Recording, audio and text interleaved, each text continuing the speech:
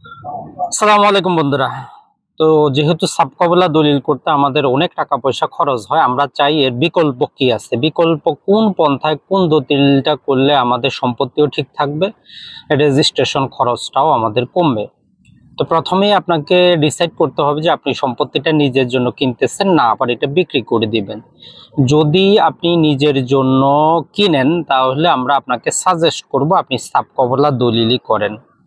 আর যদি আপনার নিকট আত্মীয় 15টা সম্পর্ক আছে, যেমন আপনার বাবা মা, আপনার ভাই বোন, আপনার দাদা দাদি, আপনার ছেলে মেয়ে, আপনার নাতিপুতি, এদের কাছ থেকে কিনেন বা বিক্রি করেন, সেক্ষেত্রে হেবা দলিলটা করতে পারেন।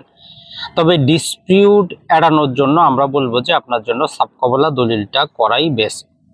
এখন আসি যারা ব্যবসা করতে চান, যারা বিভিন্ন রিয়েল এস্টেট কোম্পানির মতো করে নিজেরা ছোটখাটো করে ব্যবসা শুরু করবেন, আপনাদের ক্ষেত্রে যদি আপনি একটা সাবকবলা দলিল করেন আপনার কিন্তু অনেক খরচ। তাহলে বিকল্প পন্থাটা হচ্ছে আপনি ওই মালিকের কাছ থেকে একটা পাওয়ার অফ অ্যাটর্নি নেবেন, পাশাপাশি আপনি একটা তার সাথে বায়না দলিল করবেন। তো বর্তমান সমাজে দেখা যায় যে পাওয়ার অফ অ্যাটর্নি দলিলটাই করে নিয়ে চিন্তা করে যে সে জমির মালিক হয়ে গেছে, যিনি পাওয়ার অফ অ্যাটর্নিটা দিলেন উনি মালিকানা হারাইলেন। আসলে পাওয়ার অফ অ্যাটর্নিটা হচ্ছে জাস্ট সাময়িক একটা ক্ষমতাপত্র। তো এই জন্য যারাই সেফ জোনে থাকতে চান, সম্পত্তির ব্যবসা করেন, তাদের জন্য আমাদের যে সাজেশনটা সেটা হচ্ছে তার কাছ থেকে আপনি তার টাকাটা বুঝায় দেন, পাওয়ার অফ অ্যাটর্নি নেন, পাশাপাশি আপনি একটা বায়না দলিল তার সাথে করেন। সেই বায়না দলিলে ম্যাক্সিমাম অ্যামাউন্ট আপনি দেখান যে পরিশোধ করে দিয়েছেন। যেমন 10 লাখ টাকার সম্পত্তি, আপনি দেখান যে সেক্ষেত্রে আপনি 9.5 লক্ষ টাকা আপনি পরিশোধ করে দিয়েছেন, মাত্র 50,000 টাকা বাকি আছে।